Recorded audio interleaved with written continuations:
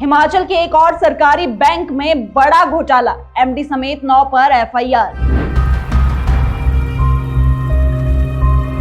कागज गायब कर किया करोड़ों का गबन, किसके संरक्षण में करोड़ों का खेल चलता रहा। क्या जनता का पैसा इन बैंकों में सुरक्षित है?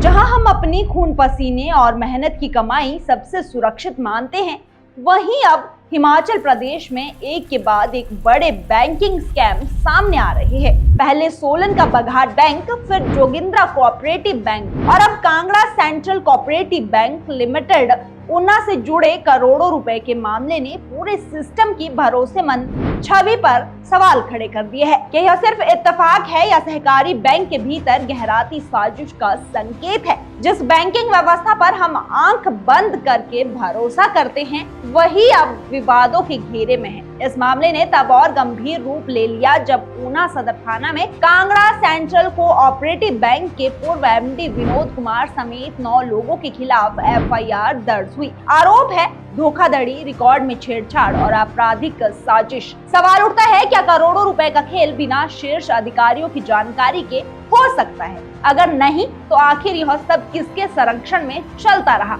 मामले की जड़ है मंडी के भूरा गांव निवासी युद्धचंद बैंस की शिकायत। उन्होंने बताया कि 2016 में उन्होंने होटल प्रोजेक्ट के लिए लोन लिया, जिसके बदले उनकी 2 संपत्तियां एमएस होटल हिमालयन विलेज और होटल स्नो मनाली बैंक के पास गिरवी रखी गई थी। शुरुआत में सब कुछ सामान्य चला, लेकिन बाद में बैंक स्तर पर ऐसी अनियमितताएं शुरू हुई जिसको उन्हें भुगतना पड़ा। सवाल उठता है, जब नियमों के तहत सब कुछ था, तो फिर मामला अचानक उलझा कैसे? सबसे चौंकाने वाला पहलू यह है कि लोन फाइल से अहम दस्तावेज ही गायब पाए गए, खासकर प्रॉपर्टी वैल्यूएशन से जुड़े कागजात जो बैंक की कस्टडी में होने चाहिए थे, रहस्यमयी तरीके से लापता मिले। क्या यह महज लापरवाही है या जानबूझकर सबूत मिटाने की साजिश की गई? क्या किसी को बचाने के लिए रिकॉर्ड में छेड़छाड़ की गई? इतना ही नहीं, आरोप है कि गिरवी रखी गई संपत्तियों की वास्तविक बाजार कीमत जानबूझकर कम दिखाई गई, ताकि लोन को गलत तरीके से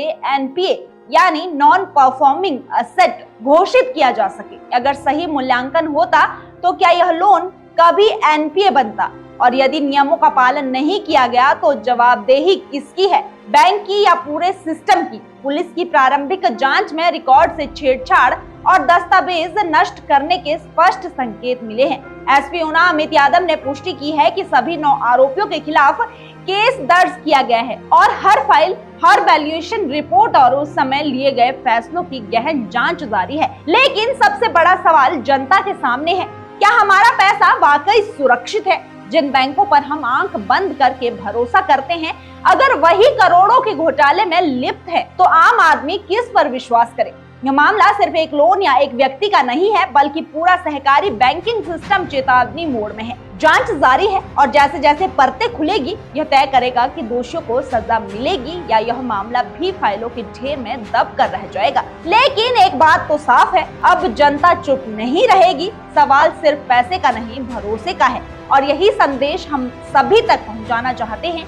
अपने पैसों की सुरक्षा के लिए जागरूक रहें और हमेशा जवाबदेही की मांग करें। तो आपकी इस विषय पर क्या राय है, हमें कमेंट करके जरूर बताएं। अगर वीडियो अच्छा लगा हो तो वीडियो को शेयर जरूर करें और साथ ही पेज को फॉलो करना ना भूलें।